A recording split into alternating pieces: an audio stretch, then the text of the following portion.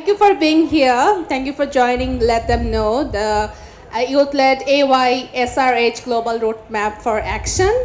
Today, we are going to have a lot of interesting conversations. And thank you for being here and joining us. And I think all of us will be here supporting the same agenda today. And let's hear from my colleague Ellen what GRA is before we start. Thank you, Sadia. Okay, so everyone might be thinking, well, many of you might be thinking, what is this youth-led AYSRHR Global Roadmap for Action? So I'm gonna try to keep the story brief, but essentially, I'm sure that you all know that um, over the years there has been like so many initiatives at the global level, spearheaded by UN agencies, many commitments from governments, from like different stakeholders over the years, but we see that the progress is still stagnant. We still have a lot of work to do in order to ensure that young people, the full realization of sexual and reproductive health, rights, and justice for young people. And out of this, realization, okay, we need to do something as young people ourselves. And we decided to convene 40, around 40 youth-led organizations from different parts of the world in order to create an agenda, in order to design a vision for 2030 of what we want to achieve and what we want to see the field of AYSRHR in the next few years. So instead of waiting for governments to commit, for UN agencies to lead, processes to set goals and agendas, we decided that it was time for young people to come together and to tell the world what is the future that we want. So that's why we framed it as Let Them Know. And today, you're going to hear different conversations about the different partnership pathways. So the Global Roadmap for Action was launched first at ICFP. So if you've been there, you probably already know about the Global Roadmap for Action. But if you haven't been there, then this is the perfect timing to also get engaged, partner with these 40 plus youth-led organizations that are pushing this agenda, and also contribute to achieving this vision. So today we're specifically going to talk about different partnerships, pathways that we've been thinking about with this coalition of organizations. And we're going to hear from, people that have been part of this process, but also current and, initiating partners of this initiative. And we're going to talk about 3 different partnership pathways. And I'm not going to dive very deep into them because you will hear from different panelists. But the first one is about leadership development. Like, young people are calling for leadership development, so their capacities are strengthened, their organizations are strengthened, and youth-led action, is a reality. Also, we're going to talk about youth-led power shifting. So the fact that young people have come together to set a vision for 2030 is already an exercise of power shifting. Because instead of waiting for others, all people at the UN to take decisions and say like, hey, this is the vision that we want to achieve for youth, we are, saying to the world, what is the vision that we want to achieve? So the second partnership pathway is all about youth-led power shifting. And the third partnership pathway is about youth-led accountability. How is it important to ensure that young people are equipped to keep different stakeholders accountable for the different commitments that they've made over the years. So without further ado, I would like to call for our first panel about leadership development, please. And we can start this conversation. So thank you so much again for being here with us today. I know that there are lots of sessions happening at the same time. So this just shows your commitment with, young people's meaningful engagement and partnerships. So please, I'd like to, let's receive them with a huge round of applause, please.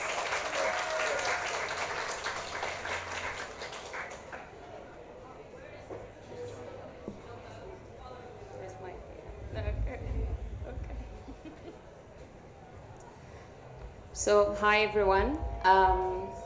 First, I would like to introduce my speakers and my panelists here. Dr. Elizabeth, she's the Executive Director at the Technical Unit for Performance and Monitoring for Action at Gates Institute.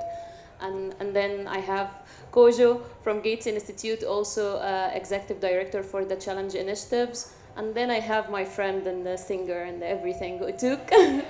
He's from Tanzania and he's also member of the Global Roadmap of Action Coalition. And my name is Nurhan, can call me Noura, it's much easier, shorter. I'm from Egypt and also part of the leadership team who put together these pathways. So the first pathway that we are going to discuss is about the leadership development and why it's really important to focus on leadership development if we are thinking about advocating and having young people in the table for advocacy and policy purposes, why it's really important. So for the leadership aspect that we want to follow on regarding the priority. So the global roadmap of action, we came with various priority, with various thematic area that young people believe it's really important to invest in it. So for this, we want to focus on building and training the capacity of young people, and not only training them in terms of the leadership, but also in terms of the advocacy trainings to empower them to be able to know what are the advocacy strategies, how to talk to policymakers, how to address key stakeholders to advance the conversation. So basically our plan is to invest in leadership, global health leadership accelerators, those trainings we're going to speak more about. And also we are investing in regional conversation. With this global event, sometimes we miss on the context and we miss on the meaning, on the priority for every regions. So we are going to focus a regional conversation for the thematic areas and what young people need and what young people want to capacitate it and in the context of their own region.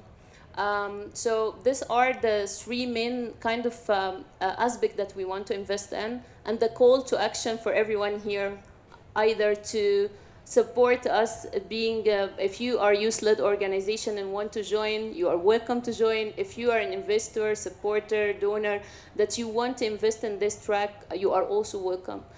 So I will pass the conversation to my friend Utuk to talk more about, like, from the context that you know, why you think the leadership kind of development is really important in the light of the GRA.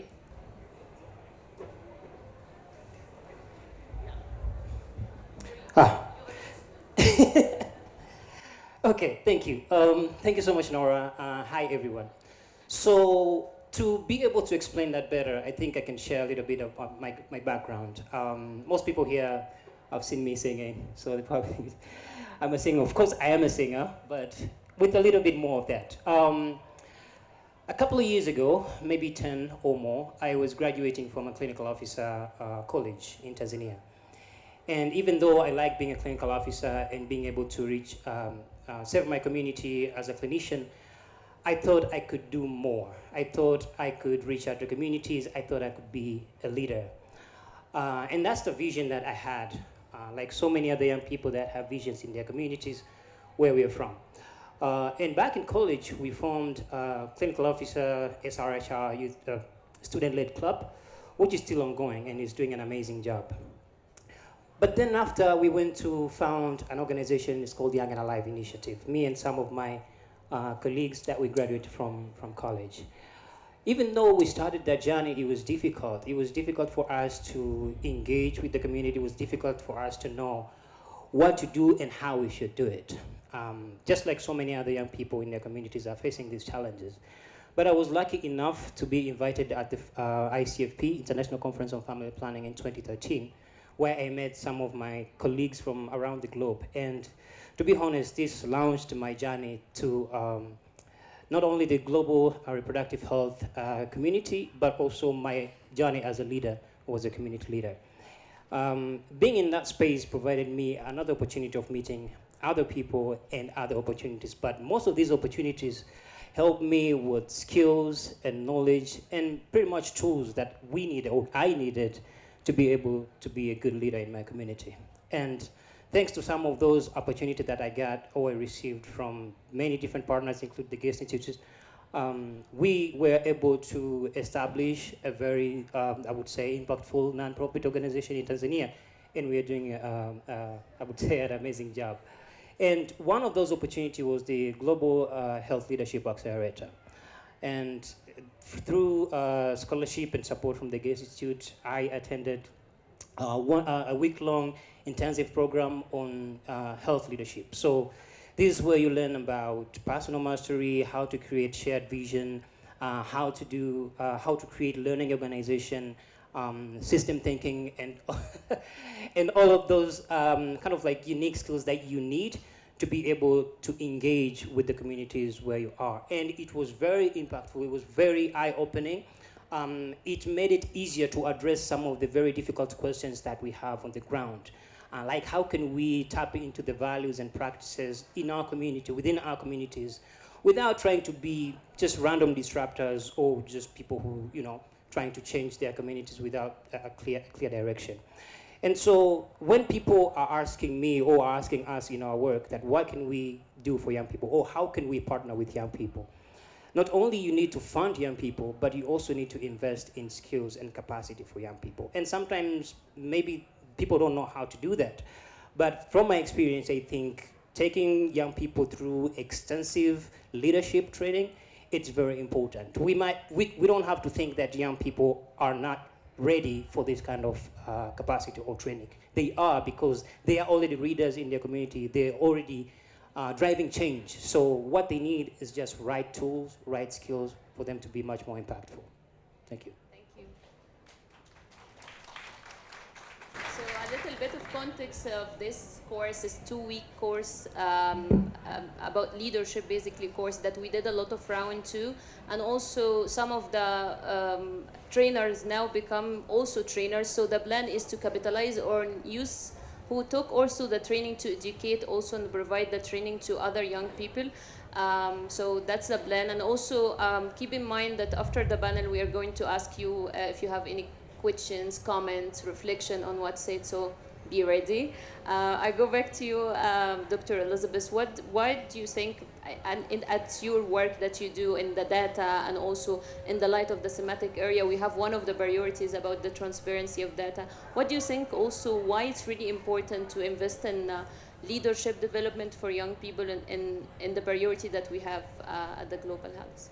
Sure. Well, I guess I'm here to attest to our experience investing in leadership and how valuable and how impactful it's been so far at the Gates Institute. So, speaking as part of the leadership of Gates Institute, this is something that we really believe in. It is something that is a key pillar of our strategy. It's integral to our mission statement, and we have these programs, 120 under 40, the Global Leadership Accelerator, the Summer Institute, and we have all these ways of investing in the leadership and the sort of next generation leadership of the future. But I want to come back to something that Otuk said, which I was going to say, but you said it so much better, which is we're not the future, we're now, right, in that song.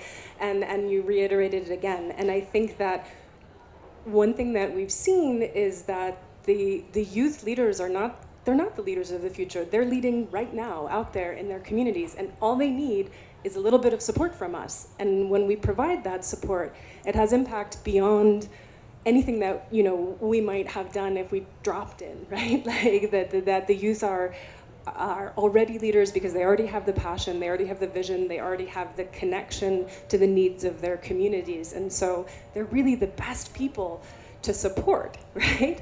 So through 120 under 40 and through the Global Health Leadership Program, we've trained over the past 4 years about 70 young leaders to go out into the community and really basically do what they were already doing. And it will not surprise anyone here to hear that when you bring together that energy and that innovation and you bring these leaders together and you provide a little bit of capacity of help with leadership, sort of concrete skills and concrete strategies, there's a synergy there, right? And what comes out of that is sort of an acceleration of the pace and an expansion of the scope of what the youth leaders were doing already. And so just that little bit of investment makes such a huge difference. So, for example, some of our youth leaders they're developing strategic plans for sexual and reproductive health in their communities. They're leading surveys on COVID-19 vaccine hesitancy. They are, doing smart advocacy to sort of advocate for policy change in their communities. They're working through the Hive Media Project. They're doing these incredible things. And so I think we want to just attest to the power of that investment in already existing leadership and just giving those people who have that innate leadership support. So I think we've seen that power already, and we're kind of here today to talk about the next steps, which you talked about a little bit before, which is expanding the reach of the program. So in 2023, we've trained about 10 people who've been through the leadership program to take that program out into their regions and their communities and deliver it and sort of identify people in their own communities who have the vision and the energy to take the family planning and sexual reproductive health and justice forward in their own communities. And so I think we're really excited about that as the future, and particularly because it has the ability to be translated into the sort of context, right? Like, it doesn't have to be delivered just exactly as it was done the last time. It should be fed by the expertise and the experience and the context of the leaders themselves. And so we're really excited to see where that goes. And I think that's kind of why we think it's important, the experience that we've had of how impactful it can be and kind of our vision for the future. I think with that, I might actually pass it over to my colleague Kojo to talk about next steps from Gates. All right. Thanks, Elizabeth. It's a pleasure to be here and just to see the energy. And it's always exciting to see the youth at work. And when you're looking for passion, you find it with the youth. You're looking for commitment, you find it with the youth. You're looking for a movement, you find it with the youth. The interesting thing is having the passion, having the commitment, having a movement going on, having sometimes the technical knowledge in different aspects of AYSRHR, sometimes is not enough to take us overboard, right, across. I call it the oil that lubricates the machine. Leadership is it. And we've seen over the years young people being associated with leadership programs and the transformation it brings to their work. And Elizabeth has talked about the work that the Gates Institute has done over the years, and even much lately with support from some of our partners. I see Bea AG here, who has actively supported the Young Leaders Leadership Program at the Gates Institute, particularly help fund the 120 under 40, as well as recently, for the past 2 years, I've had the privilege to teach as faculty on strategic leadership in health transformation. And again, I'm happy to see two of my recent students this summer here, Ziza and Goodness. Interact with them and see, I'm not saying what I taught them is what has transformed them. But again, what it is that I bet it has done something, but then the desire to acquire leadership skills has been enormous. So the Gates Institute has historically supported leadership programs, and particularly the youth now. And Next Gen Leaders is one of the pillars, the 5 pillars of the Gates Institute. It's a major global program, and we are committed to doing it. We are committed to this global road of action. Let me just tell a quick story before I tell you what I've got up my sleeves. So I come from Ghana, and many years ago, the Gates Institute's leadership program for middle-level managers, we had an opportunity for somebody, a young parliamentarian, to come from Ghana and benefited from it. When I didn't even know this, but as I walked into the corridors of the Gates Institute and I started working there, I saw his picture there. in the person of John Mahama, and he became a president of Ghana. Okay, he went through the Gates Institute Leadership Program. Phenomenal. And of course, at the time, he was a middle-level manager. And I think the evidence is out there. And so we'll encourage those from various organizations, donors, partners, to look at this movement that we have in the Global Roadmap of Action, and see how we can partner and support this. I mean, there's nothing like being created by the youth and led by the youth. What I have up my sleeve this afternoon is to say that the Gates Institute is willing to put some seed fund into this AYSRH Global Road Action. But hang on, I mean, don't clap yet. What it is that we are looking for other donors to match this, okay? And so this, I dare say that it will be triggered if I can get a few donors here to say that we'll match the amount that the Gates Institute is prepared to put in there. So we are putting up 50,000 as a startup, okay, this year to GRA, and asking for any donor here or partner here who would like to match us with that 50, which activates our 50,000. Do I have any hands up yet? I can see beautiful smiles. Any promise? I can see a hand almost going up somewhere. Anyway, but what it is here is that it need not happen here, but definitely from the Gates Institute, we are committing that 50,000 to the initiative to GRA now, hoping to energize and activate the regional programs and ensure that the cascade training that has begun already continues. So that is what I had to add on to it. Thank you. Thank you, Kay. So we have few minutes if any of the participants want to comment, have a reflection, or have any question to the panelists if you are have anything in your mind. Good afternoon. My name is Vilda Tieno. I am a young woman with disability in this space. So I want to thank our panelists so much, and it has been a great conversation. But then my question maybe to all of you, maybe one of you can answer.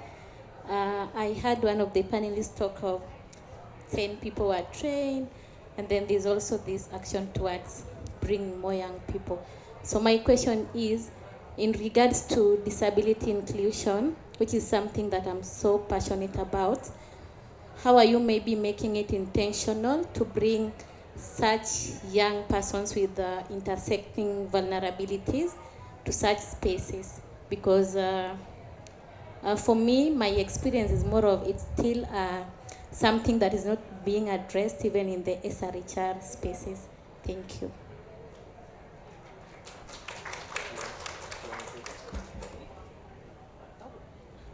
Well, I think what I'm going to say is, and thank you very much for that comment and that insight.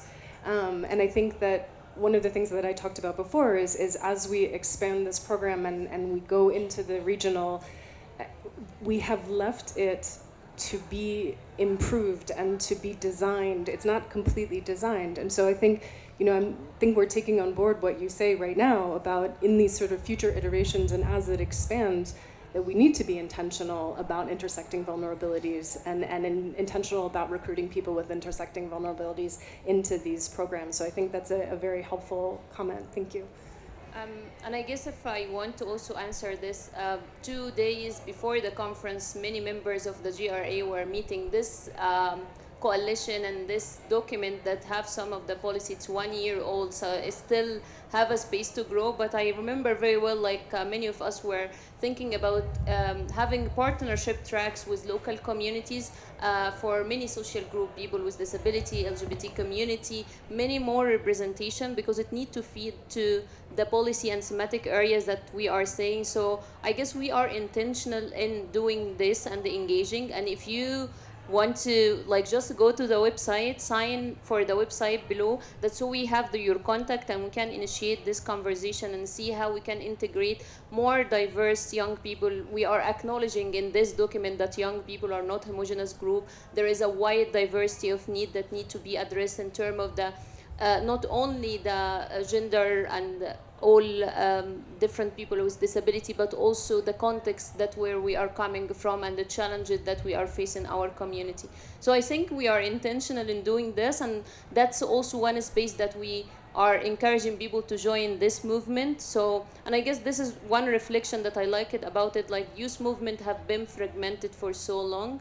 And we lose the effort of being even collective in our work and intentional in our work. And it's really hard enough if you lose youth-led organization to advocate. So there is a space here to let's all collect our effort and be intentional and also loud enough to demand a voice, as the song is saying. So yeah, totally agree with your point you raised. Please. My name is Susanna. I'm from VSO International. I'm the Global Youth Engagement Manager. My question is, in terms of capacity building of young people for youth leadership around this topic, there are many initiatives and there are many resources around the globe. And how do we ensure that we keep the quality standard and make it more effective? And we do design, we have also our toolkits and so on around youth leadership, and you do have that moment. This was about 2 weeks, right? You mentioned, but it changed your life. So how do we ensure quality in such capacity building initiatives? Thank you. Do you want to speak to it? I think you're in a better position to it, but yeah.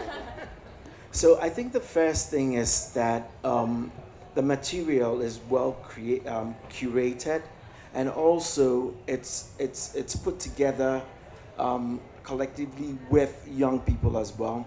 And I did mention that we're having the 120 under 40 leaders who are youth leaders actually trained to then do the cascade. Now, in terms of the quality of it, it's built into the program in terms of just the curriculum of it, ensuring that there is the rigor is there, the practicality of it, and a lot of it is very interactive. And maybe I mean, it would be good to hear from some of those that have benefited from it. But you come out of there over a 2-week period, feeling very energized and seeing the relevance within the scope that you work in. So yes, it's true there's a lot of material out there, but I think the structure of the program and how they bring the youth together, the interactive nature, the practical examples that are talked about, working on projects from your setting. So you work in groups and work from projects from your setting, I think brings about some rigor that allows the young people, the young leaders to actually apply it. I think that's how I'll put it. And of course, that is not to say that the course that comes out of this will be the only one. We encourage young people to tap into other resources, etc. But we want to make sure that we can support this movement to have youth leadership at its core, apart from the other pillars of it. Thank you. Thank you. I guess do you have any final reflection on this, Otuk, if you want to share also? No, I think Kojo has put it well. And one key aspect of quality for me is relevance. Young people need something that they can actually practically use in their communities, right? And I think one good thing about the program is that it's co-created by young people themselves who are on the ground.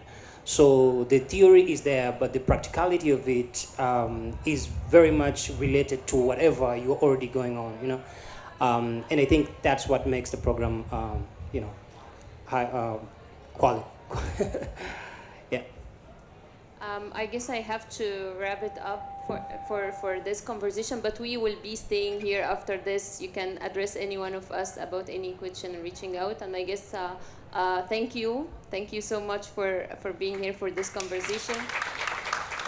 And I guess I need to call up for the second track, the power shifting. Yay! My favorite. So goodness.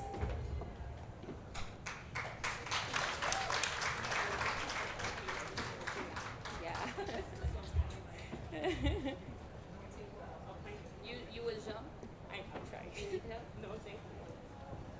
Hi everyone. Good afternoon. So I'm going to invite my amazing panelists to join me on the stage. Nandita and Innocent, please join me. Thank you.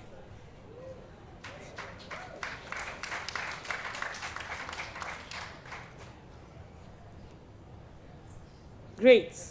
So, a core part of what the GRA hopes to achieve is to ensure that we have a youth-led power shifting programming and to broadly see that young people get into those rooms where decision making is being made about them and this happens with them. So overall, we want to see equity and we want to see a shift. Primarily, we have been having a lot of workshops, discussions, engagement with different sectors of young people and saying, what does this power shifting mean to you as a young person?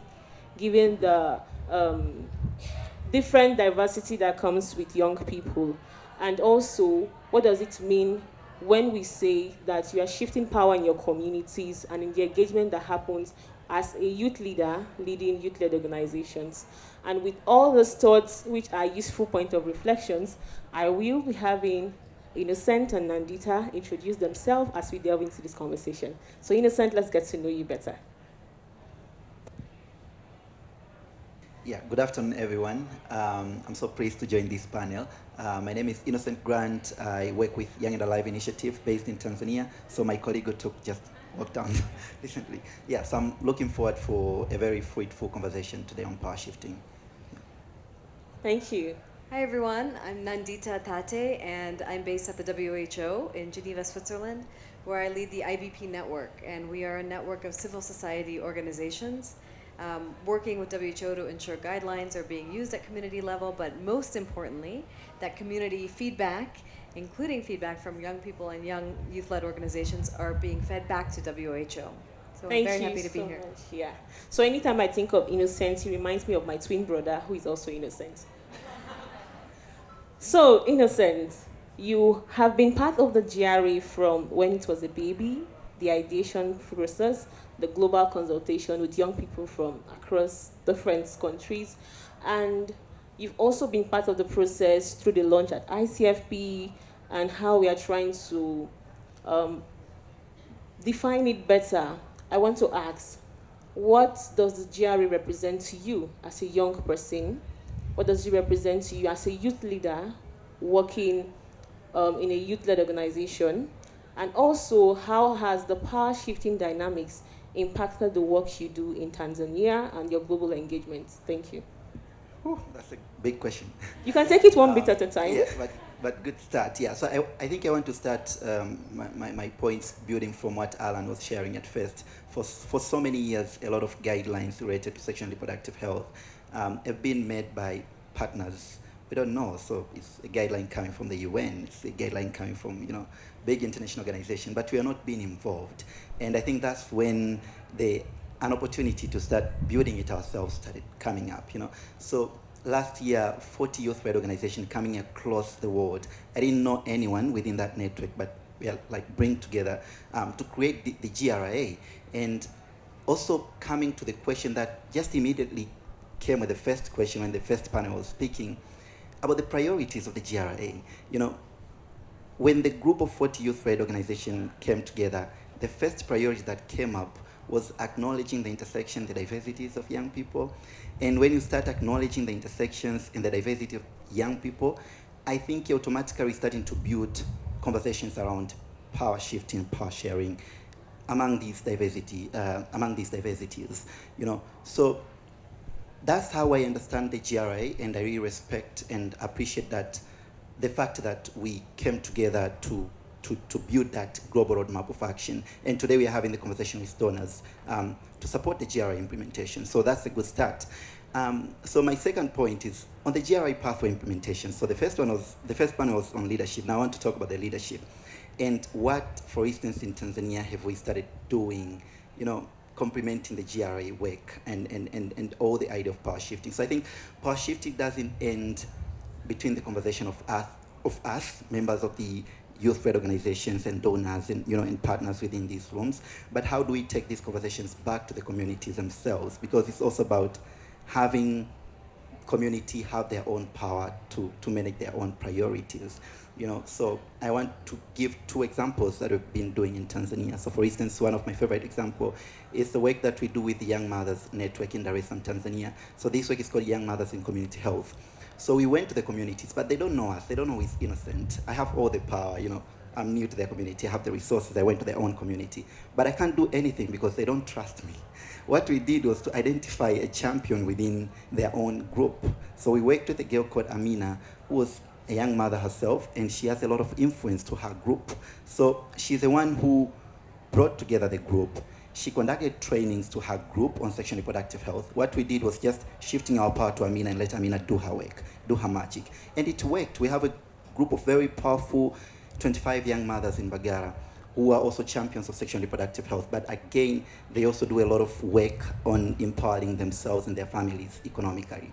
Because in the previous, when a young girl gets pregnant in school, they are not allowed to go back to school. So they had a child to support and a burden of no qualification to gain a good job. So they've started their own way of raising money, their own way of supporting each other when it comes to access sexual health information. And the other example is the work that we did with a group of adolescent boys and young men, a group of adolescent girls and young women in southern Highland of Tanzania. I'm very pleased to see Cecilia and Nina together in this room because we traveled to Makete. Again, nobody trusts us in Makete. Nobody knows us in Makete. We're just from Dar es Salaam. We can't say, yeah, we come. We want you to have, proper information on sexual and reproductive health. But what we did is we identified champions. One of the big champions we worked with was Miss Makete. She's very famous in the area. Her name is Miss Hilda. She was very famous in the area. We shared the power to Hilda and the group, and we let them do their magic. And it's working, and the work that they're doing is very promising. This year, they're actually leading community conversation, which is also one of the part of the GRA power shifting pathways, ways of implementing it. So Hilda and her group of 23 girls, they are doing community dialogues on challenging stigma and perceptions that are hindering access to sexual and reproductive health information and services. So it's not innocent, it's not Cecilia, it's not Nina, it's them doing. And then when we do this power shifting thing, so we got some resources, we decided to give the power and the resources to people who belong in their own communities, and they did it. And then automatically it trickles up. Those people with power also see it, and they want to partner. A good example is the WHO IBP with Nandita on the panel. So with that kind of work, we have started building partnership with the World Health Organization, so the IBP. So Young and Alive are proud co-chairs of the IBP network.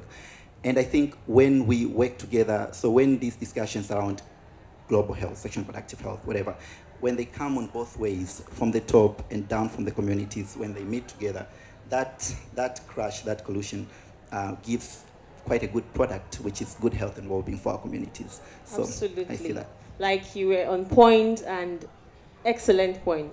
So one point that resonates strongly with everything you said is how we all have power, and we all are in that capacity to share the power, whether you're a funder and how you should ensure equitable distribution of resources, ensuring that local priorities are placed at the fore, or whether you are at the grassroots implementing those projects, ensuring that there's community ownership of the process, ensuring that we bring in trust, we listen to the communities, we involve them. And the most beautiful part of everything you shared, Innocent, is the sustainability that comes with all this. You have empowered these communities, they can drive this change with or without the youth alive, but I'm sure you keep in touch. So I'm going to move to Nandita. And Nandita, with your work with the WHO IBPN, and we know that the big elephant when it comes to power shifting is funding, and how we've seen in many respects that multilateral organizations, INGOs, have a top-bottom approach to engaging local organizations, how, in quotes, they impose their own priorities to the communities, and the communities has to adapt. What has been the power dynamic so far in your work? Could be specific to the WHO or not. What has been the dynamics, what has been the trends, and what should we be doing differently? Thank you. Super. Thank you, Goodness and Innocent. I think it's a really good question, and to Innocent's point, I think we see a lot of amazing work happening at the grassroots, and yet we still recognize that there are global bodies like WHO, UN, other big INGOs, and the question is, how can we work together to sort of shift this power? I think one thing that we've been really intentional about at WHO through the IBP network is recognizing that we have this global platform. So how can we use it to elevate others? And this example of having Young and Alive as a co-chair is a great one. And I will tell you, there was a lot of pushback. People love to talk about, power shifting, but when it actually came down and we went to, our steering committee and others, there was a lot of pushback. Well, there's not capacity. I mean, it's all the same things that you hear. And we really just pushed back on the pushback, and we have forged a wonderful partnership. So I think as a partner who has that global platform, I think we really need to be intentional about using that power to elevate others and work with others, and we're certainly committed to doing that. I was thinking about power shifting and what are the trends that we see, and I would say sort of three things. One, we really need to think differently about how we power shift in funding. That's a big one. And we've seen this time and time again, and there's a lot of conversation about localization, and let's let local partners lead, and what do they want, and we'll fund that. And we just see that that is not happening. And I'll give you an example. We've been working a lot with increasing access to family planning, SRHR services at community levels. And our community-based partners are telling us, you know what we need? We need boots. Because our community health workers are in the field, there's snakes, there's rocks. I mean, these are very practical things. Nobody wants to fund boots. You know why? They don't build capacity. They're not sustainable. And so there is a pushback there. And so I think we really need to be honest, and really, if we really want to shift the power, let's be willing to fund. We've heard this term unrestricted funding. Let's really be committed to doing that. The second thing is shifting the way we meaningfully engage young people.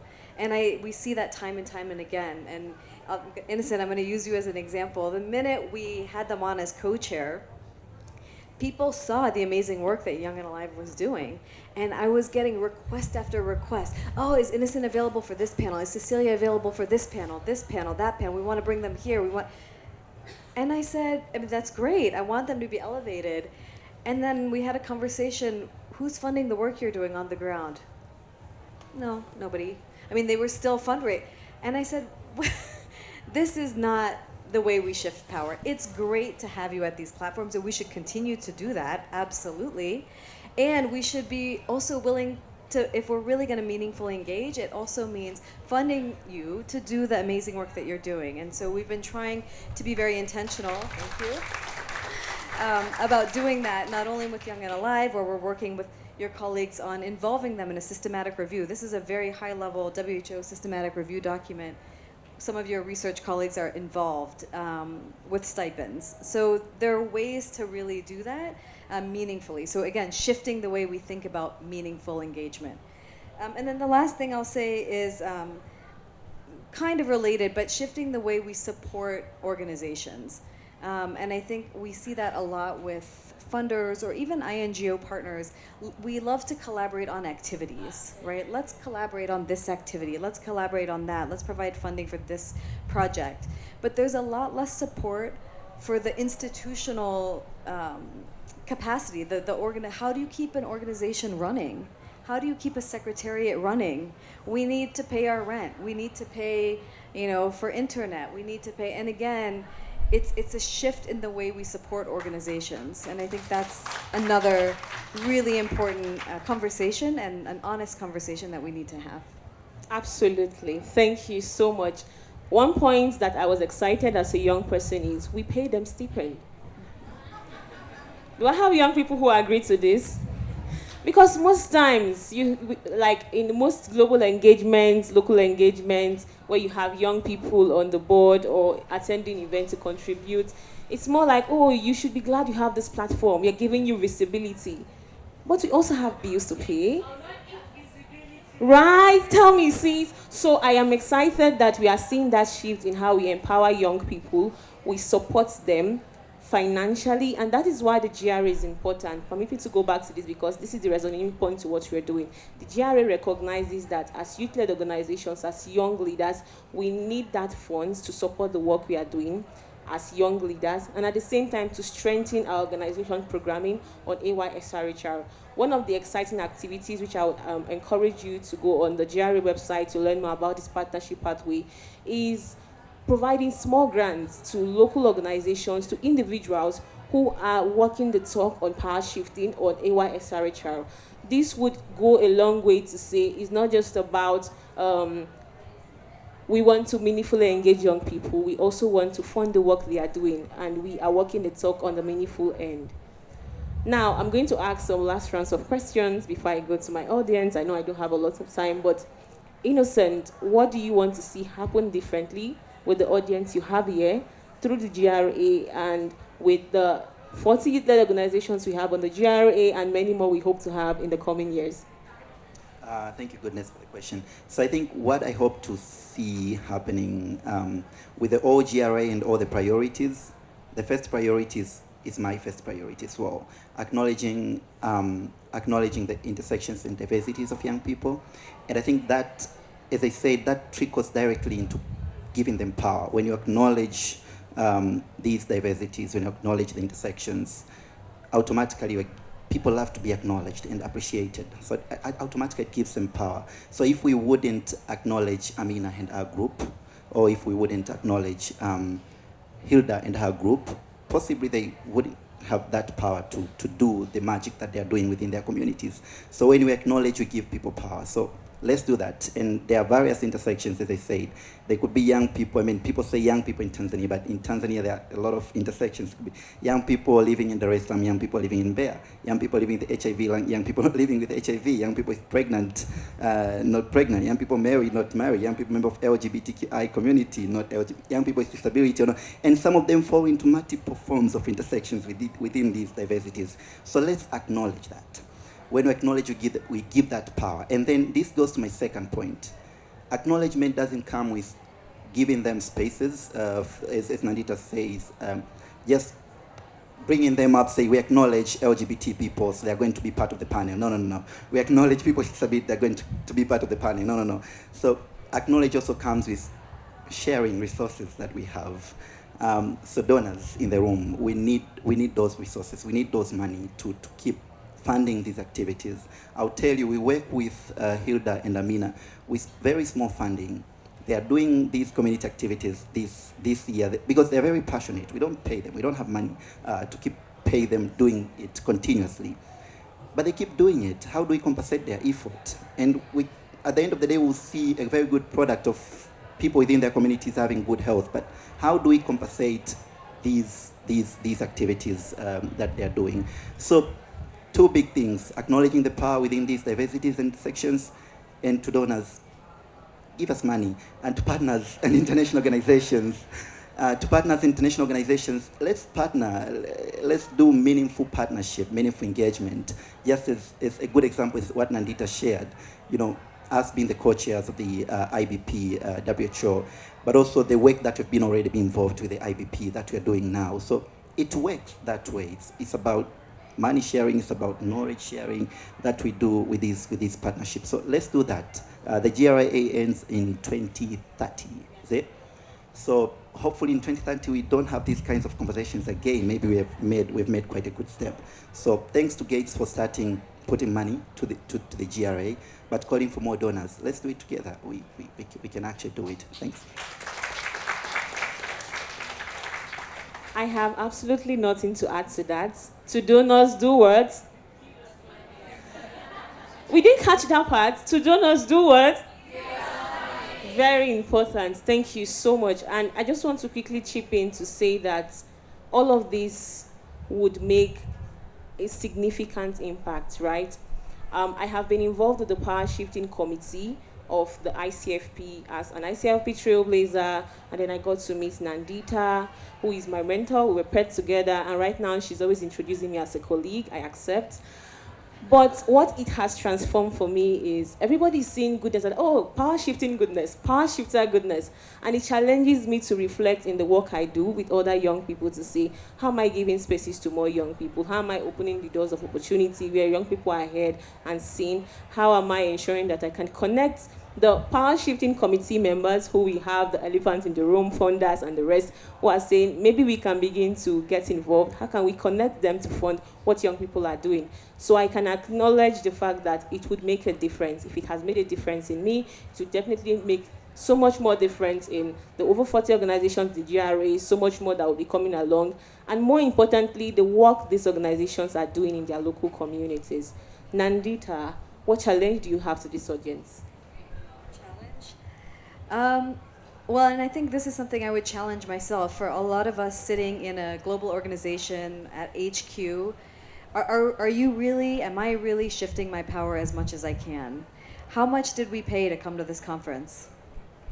For those of us in high-income countries, it was almost $900. What could Amina in the field do with $900? I mean, think about that. It's problematic, and I think we just really need to be honest about what can we do. We are sitting in a very privileged space, those of us at a global level, and I think we really need to be intentional about how we should, with every decision we make. Do I really need to be going to that conference, or can I use that money to send 5 staff there from the country? Do I, these are the kinds of questions that I would challenge all of us, particularly those of us sitting at INGOs or in multilaterals to have. And I'll stop there. Thank you so much. So I'm looking at Jude and I'm wondering how much time I have left. 2 minutes. And I'm going to take quick questions. Okay, thank you so much for the conversation. And mine is just to put more emphasis to whatever Innocent have just stated, that we youth-led organizations, sometimes you need to believe in us, that we have the ideas, but sometimes we lack the requirements. So give us the money that by the time we are implementing the program with you, we will have the requirement that you are looking. Because sometimes when there's a call for proposal, you look for very complicated things that we don't have. And secondly, some of the bigger organizations that work with us, they tend to go before donors and say they work with youth organization, which is not the case. For most of the time, we are just there to write reports. And they tend to say they work with young people, and they keep on threatening us that the space is shrinking, but they are working each and every day. So the donors in the house just believe in the youth-led organization because we connect easily with our communities. Believe in the youth-led organization. Let me have the second person. Thank you. Thank you so much for that comment. Thank you. Thank you so much. Mine is also just an addition to what he just said and to Innocent. I love you so much, our panelist, the female panelist, not Innocent. Oh yeah, and to all of you. Just to also add on, most organizations that we work with, I run a youth-led organization back in Uganda called the Uganda Youth Alliance for Family Planning and Adolescent Health. But most of the times, we are being used. They take our name, they come to our communities, they implement their programs, and then when they are reporting, they do not put us there, they put our photos there. But they say those are their young people. And when they say they are going to fund us, they do direct, like if it's going to be like facilitating the young people, they do the direct pay, they don't give the organization. And so we're like, why? Why don't you trust us with the money? Because from there, that's when we build our capacity in handling money. But if you do not, we will not have that capacity. Trust the young people with your money. Yeah. So we can see that these issues are real issues and worthy of re-emphasis to say, trust the young people, fund us. I have number 3 over there. And I appreciate how fast you all have been. Hi, thank you so much. My name is Adek Basi from the Northeast region of Nigeria. And my own question is, I hope we have plans put in place to prevent the reoccurrence of a particular thing I count an error, where I see INGOs and funders do. They keep working with the same set of capacity, strong organizations, and they don't give room for the young ones coming up. So whenever they have funds to push out, they'll still call, I don't want to use a name, they'll still call a big organization, this one can handle it, this one can do this. And then we have youth-led like us struggling to make impact with our own resources, with our own ideas, with things. But when we approach them, if we are lucky to get them by chance, they will say, oh, sorry, you don't have that capacity. Oh, sorry, you've not been strengthened to this level. Don't worry, keep working, you will grow. For how long? For how long? I started the journey before I got to 25, but now I'm 29, but I'm still on the process. For how long will I get there? So please, let's put that in place. Thank you. Let them know. Do we have GRA here? Let's just echo it. Let them know. Let them know. Thank you. So she's letting them know. Please go ahead. What a powerful space to be and listen to this conversation. My name is Farida Ali. I'm the founder of Elimu Care, which is a community-based organization based in Mombasa, Kenya. And I'm an education advocate. So I wanted to add on what has been said. To the donors who are in this house, much has been said by my fellow young people on the experiences that we go through. But there's one big thing. You donors have a lot of bureaucracy when you're funding us. You give us a lot of requirements. We are the young people who are in the community. I know the needs of my community. And when I do that proposal, let me put this book down. When I'm writing that proposal, I'm telling you I will do this and this and this, and these are the expected results. It's simply because I understand my community and I have engaged with them and I know the best solutions to them according to the engagement I've had with them. But you said it's so sad, you send a proposal to a donor and then they return it to you telling you you've not met their requirement. Or we are funding organizations that are doing this and this and this. But your solution, whatever you're telling me to do, is not a solution to the challenges my community is facing. So can donors agree with us so that we can have an accountability framework when it comes to funding, so that we negotiate? You tell me you're funding beds, but my community at that time needs a glass of water. Can you come down, we meet somewhere, you give me that money so that I can provide a glass of water for my community? That is one thing. And then another thing, if you can't fund us directly, but obviously we are here to ask them to fund us, can we have intergenerational partnerships with the big NGOs? Because you've been doing the work, it has reached a time where the big NGOs are just doing the work. They've become so good at doing the proposals. They've become so good even at hiring consultancies.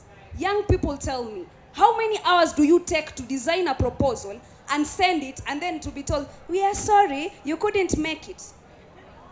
We are traumatized, let me not lie to you. We write those essays, we write those proposals, and then all we get is rejection. But when the big NGOs, which you say you've built a relationship with, are very good because they just hire.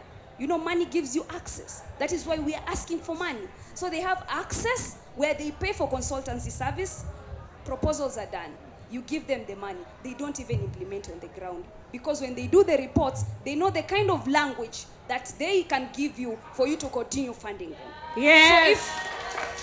So if it's a relationship you want to build, because right now the current trend is a donor is funding someone they've built a relationship with. Let's just start building a relationship here so that we can continue funding grassroots organizations. Where do we start? Tell us. Where do we start to build that relationship with you if you keep rejecting us and continuing to funding the big organization? How do we grow? Thank you. Terrific. And again, we are reminded that these are real issues. And we hope that through the GRA and the amazing work we are all doing in our local organizations, we can partner and we can contribute to doing better and promoting AYSRHR in a way that is inclusive and equitable. I want to appreciate my amazing panelists and invite the next team on the pathway on accountability. Thank you so much, Nadia, Nandita, and Innocent.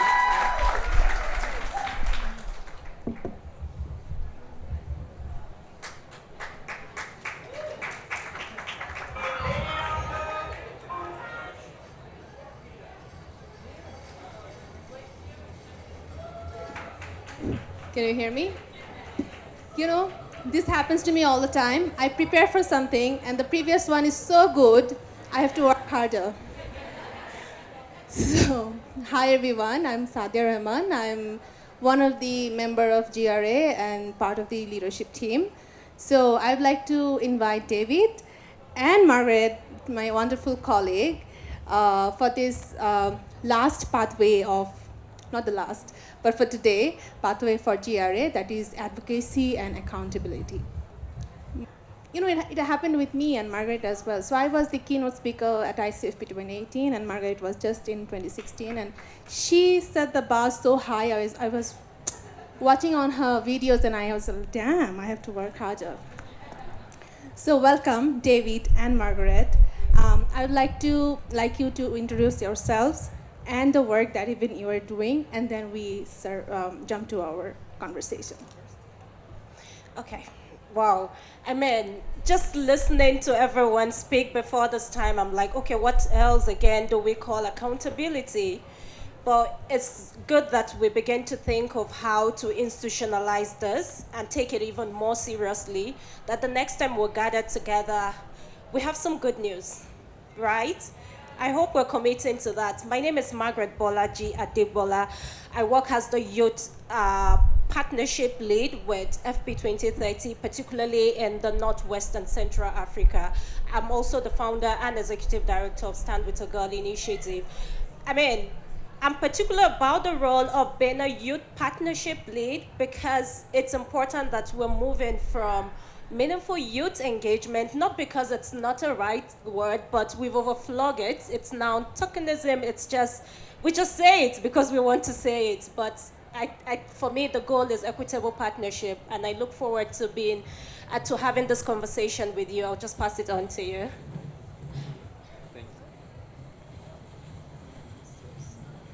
Thank you.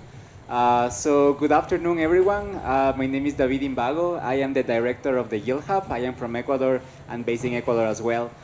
For those of you who don't know what the Yield Hub is, the Yield Hub is an independent initiative that is working on youth participation or youth partnership in SRHR.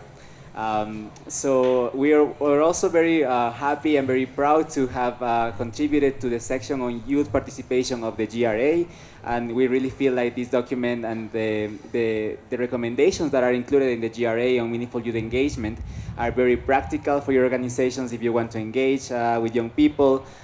We just heard a lot about the issues and the challenges that youth organizations are facing, and indeed it will be a very hard panel to follow up on the energy. But yeah, no, so that's what I do, and besides that I am also a board member of PMNCH, and I am also a member of the Lancet Commission on Adolescent Health and Wellbeing. So over to you. Thanks, David. So the conversation about advocacy and accountability. So for me personally, advocacy in terms of accountability is always a word that we development workers, especially young people, when we are activists, like doing advocacy for youth rights, it's a battle between the right holders and the duty bearers. Because there is so much to do with our duty bearers and also the policy makers in terms of adolescent and youth SRHR. Because I don't know if, I think all of you were in the opening ceremony of yesterday, and one of the presidents just said, it's a choice to have 10 children. And I think the choice was misinterpreted, and the choice we are talking about, we're trying to talk about, is the informed choice, and I think she forgot it. So, my question to Margaret, I'll direct it to you. So the point I'm trying to make, that this battle between the right holders and duty bearers, and the thing that we young people through different initiatives are trying to do in the field, that to achieve what the rights that we want, to have those policies in place, and also make those duty bearers accountable, so that we can actually claim those rights that's in the place first of all, and that's not in the place that we want in the policy to reflect. So my question to Margaret, that you have been working for youth SRHR for a long time now, and now that you work with FP 2030, if you can share with us that how we are trying to position this experience of yours from the field through a organization like FP 2030, and how we are exploring our partnerships. Thank you so much, Sadia. And maybe it's important to also we probably know so much, some sort about FP 2030, but to say it's a global partnership. And when I saw that the conversation, conversation with donor, I just wanted to say, when I come here, so this was me rehearsing for this session to say, disclaimer, disclaimer, disclaimer, FP 2030 is not a donor, it is a global partnership, and just so that you know.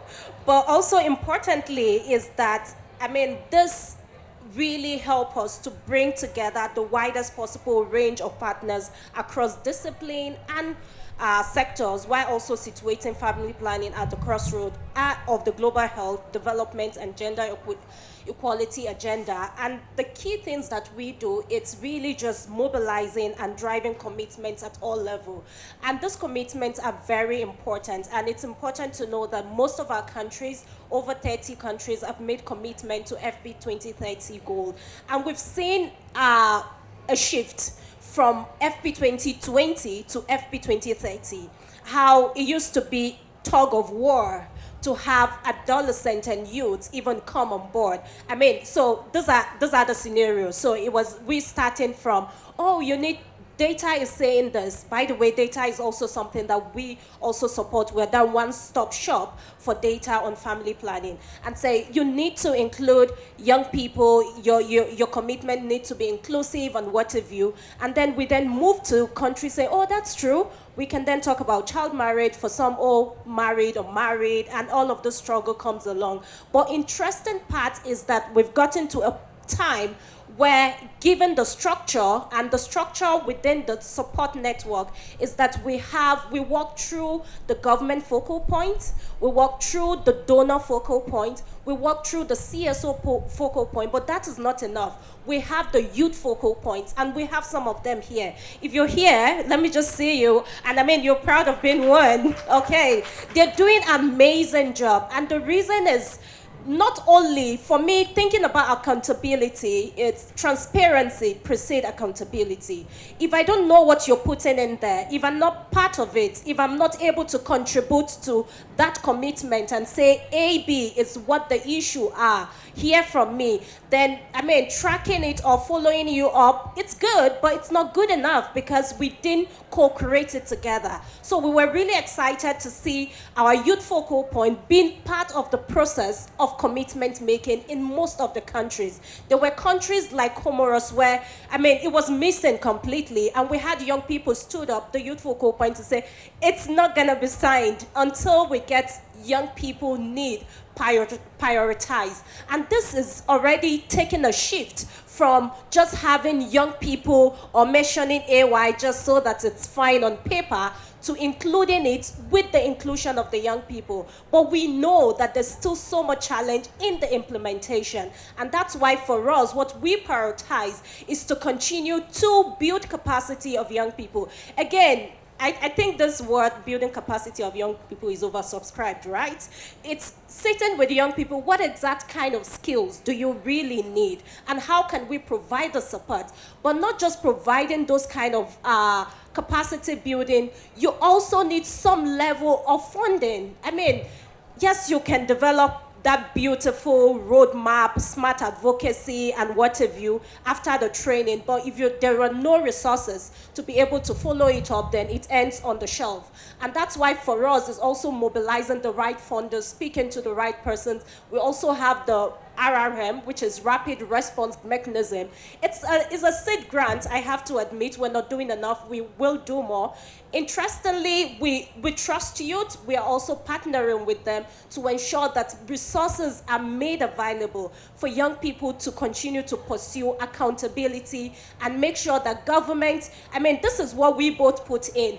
Can we deliver on it? Let's get on it. Let's make sure young people have access to contraceptive. Let's make sure young people are able to live that meaningful life. So for us at FP 2030, that's the power of convening that we have. We make sure that we're using it through the youth focal points as well as other focal points that we have in the country to make sure that, young people are really working, adults are also walking the talk. Well, before I pass it on, I just want to also say that most times when we bring people together and we want to talk about youth partnership, for example, we want to talk to youth. And I'm like, I don't get it. I mean, youth needs to be talking to adults because, I mean, they don't, they need to know. That's what I should say, because if they know, they will do better, right? But if we have to force them to do better, we will. So we have to also shift away from, oh, it's youth-led accountability, so it's just mainly for young people. And for me, we have to make sure the right people that need to be in the room are also, we're building capacity of adults to know what youth partnership is. That the next time they say we are meaningfully engaging youth, they know exactly what they are saying. Thank you. Thank you so much, Margaret. I think it's really important to make them understand what does meaningful youth engagement means, because not having a young people on the table and not letting them talk isn't meaningful youth engagement. So coming back to David, I know the wonderful work, advocacy work that you've been doing on the ground. So maybe if you can share about the work that you have been doing, and also about the challenges when you do advocacy. I know we need evidence-based advocacy. So how are you finding on those research helping you in those advocacy works of yours? And also feel free to ask for money, because there are lots of, don't shy. Thanks, Satya. No, on the topic of advocacy, I am very happy to share a practical example that on why it's important to engage young people in all the stages of, for example, getting data. I remember the commission, as I mentioned before, the Lancet Commission, and recently I was asked to prioritize some topics and what's important for young people, for adolescents. And I am 30 since yesterday, because my birthday was yesterday. And I was reflecting those when I was 29 a few weeks ago, and I was asked to do these priorities, and I went, of course, my priorities are UHC, gender equality. And then I was like, these are my priorities right now on topics in general, but when I was 15, 14, those were not my priorities at all. I mean, of course, I wasn't against them, but my priorities were just like, enjoying life, like having good grades, hanging out with my friends, those kind of things. So I think that is the importance of that's why it's so important to engage adolescents and young people in the collection of data, in setting priorities, because they are the ones who actually know what they want. And it's very interesting that most of us want to assume, we want to assume that, yes, agency and resilience is your priority, or your priority should be your empowerment. Yes, those things are important on the framework level, on the high level, on the policy stuff, but what is important for young people, like on the day-to-day stuff, is probably very, very different. So most likely they don't need another framework, they don't want another guideline, they just want to be able to access having a general well-being and having health in general. So that was my first idea that I wanted to share. Then also I wanted to flag that it is also another challenge how we often try to say that young people are the future, right? And as the song we were singing at the beginning, we are the present. And it's interesting that young people are seeing as they only matter when they are going to grow up, because they will be the future, so you need to invest them, because eventually they will do something with this. Or they will be parents, so you have to invest in them right now, because they have to have family planning and all these kind of things, and because they will also have children. But we also matter right now. I mean, it's a matter of rights, of human rights, of saying, as an adolescent, as a young person, my well-being, my happiness matters right now, because I am also just existing in this planet. And right now, this is the largest cohort that we have ever had of adolescents and young people in the world. Is 1.8 billion. So it is a huge population that matters. It's a huge population that just needs to enjoy life and have a in general well-being. Then also, I wanted to flag another thing on commitments, because it's related to accountability, is that I always, when we come to these conferences, ICFP, Women Deliver, and all these conferences, always commitments from funders, from countries, from everyone on funding. But you just now heard from the young people who are supposed to be accessing those funds how difficult it is. How difficult it is to write the grants proposals, how difficult it is to match the requirements that funders are making. So you see that there's clearly a disconnection between those high-level commitments that we love to clap at the opening ceremonies and all these kind of things, and then what is happening at the ground and at the people who are actually working with the communities, like Innocent was mentioning, the booths, the snake awareness issues. I mean, there's clearly a gap that we're not getting there yet, and it's sad that over and over we have the same conversation, because this is not the first time that we have heard this. It's not the first time that young people are complaining about the challenges to access funds, but I don't see something happening. So my question to funders actually is, what will it take? What does it take for funders to actually shift this narrative when it comes to funding, to grant making, because it's a matter of time. I mean, we are only a few years now from 2030 for the SDGs and all these fantastic goals, but are we going to reach them? If we as a field have this issue, we also have, of course, attacks from the outside, from opposition and everyone. But if we as a field have this disconnection, have these challenges to get together to just agree on how we're going to channel the funds internally, then are we really going to get there? My answer is probably a bit disappointing, but yeah. So I'll stop now with the depressing part, and I'll hand it back to Sadia, and hopefully we can get more excited after. No, I think, yeah, totally makes sense. And when we talk about like youth-led accountability, we never talk about youth-led research.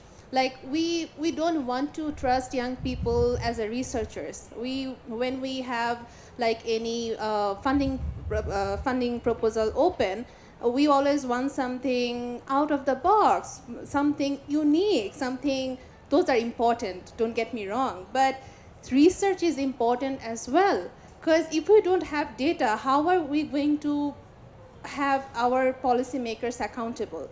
So data is important. Also, those data that these bigger organizations are producing, those are so important data, but sometimes as young people, I think because of the capacity or because of lack of the resources, we cannot access those, and sometimes those data are not youth-friendly data.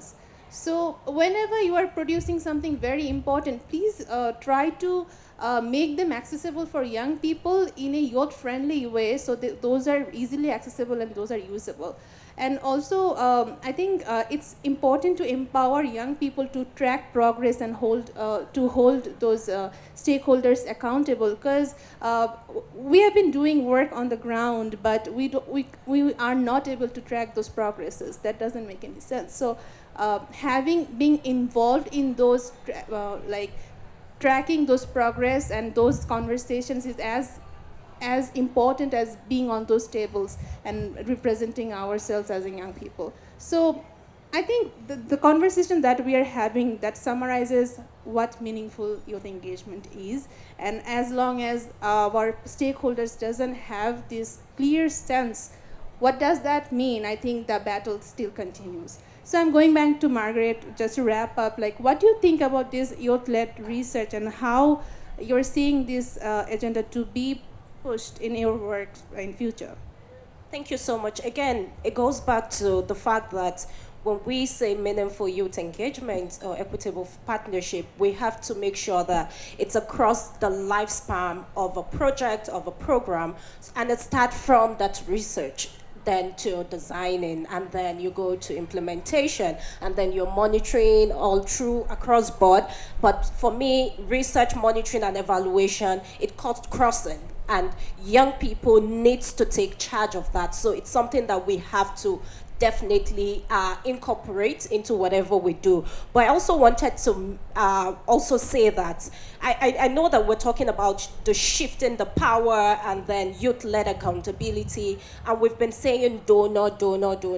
Very important. I mean, we need to do that, but we also need to go back to our countries and also hold governments accountable. Enough of, I mean, it's okay that donors come, they should complement the effort of the government. And that's why for us, also institutionalizing this process, so that because what you see is that the only time you get some feel of youth-led accountability or partnership, it's even with the donor, external donor funding or organization. Hey, country, wake up. I mean, you should be the one putting in your money. Someone can support, no doubt, but how do we continue to support them to build in the right structure?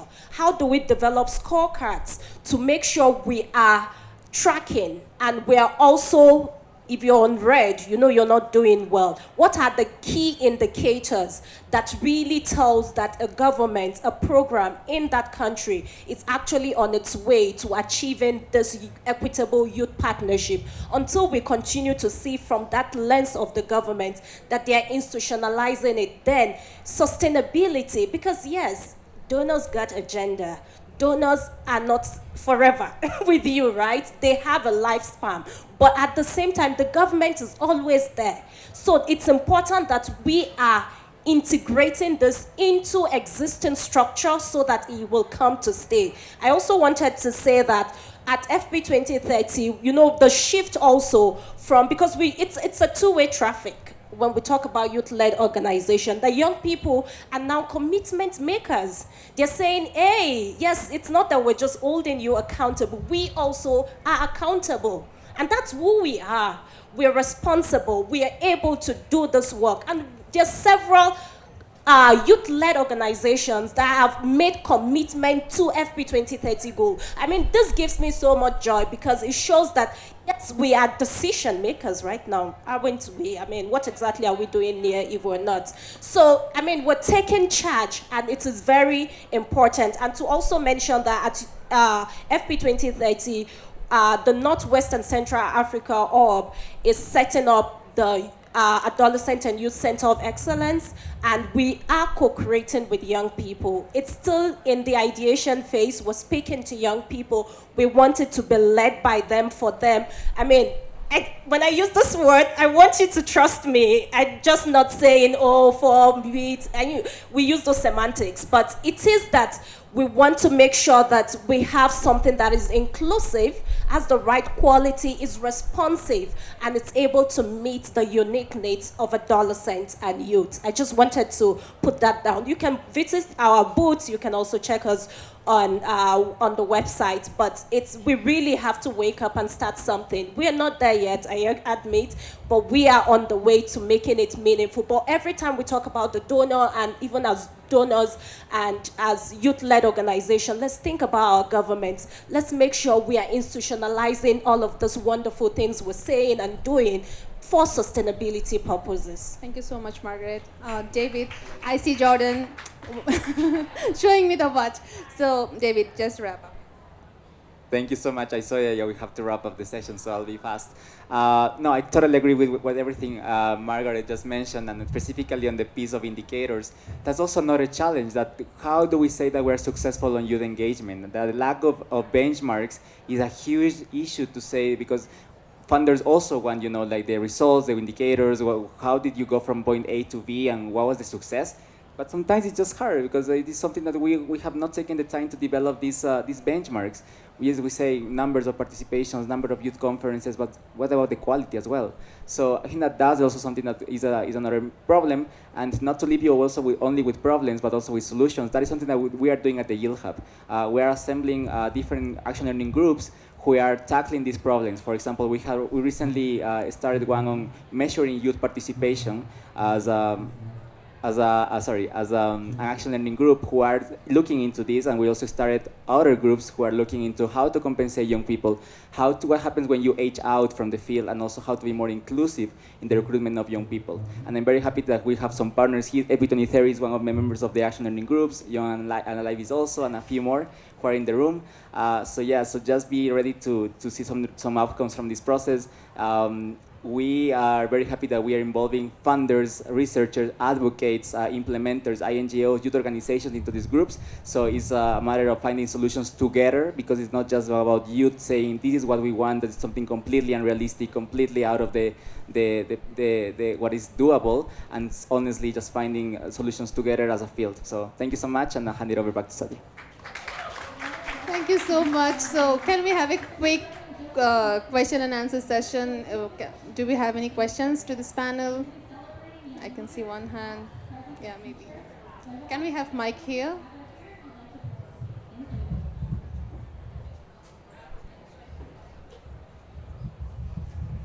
So mine is to call out everyone that's saying we are going to be including young people, we are going to be working in youth engagement. Have you looked at how you're engaging these young people? Are you talking to the young people to know this is how they want to be engaged? Because it's an important thing to keep pushing forward as organizations, as people working in this field. But is a young person we are talking about wanting to be engaged the way we want to engage them?